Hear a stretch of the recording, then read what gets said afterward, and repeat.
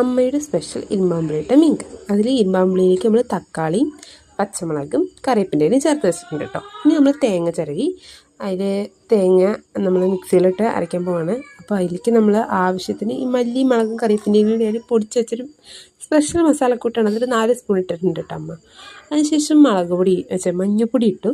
അതിനുശേഷം മുളക് പൊടി, അത് നന്നായിട്ട് നമ്മൾ അരച്ചെടുത്തു. ആ അരച്ചത് നമ്മൾ നേരത്തെ നുറുക്കി വെച്ച ഇരുമ്പാമ്പുളിയിലേക്ക് ഒഴിച്ചു.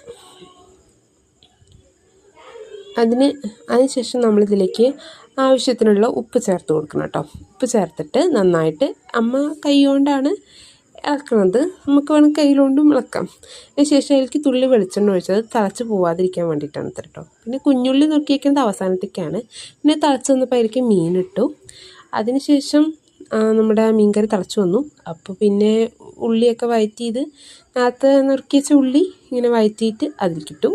അങ്ങനെ നമ്മുടെ മീൻകറി റെഡിയായി. ഇത് നമ്മളുടെ ഫസ്റ്റ് വീഡിയോ ആണ്. എല്ലാവരും സബ്സ്ക്രൈബ് ചെയ്യണേ.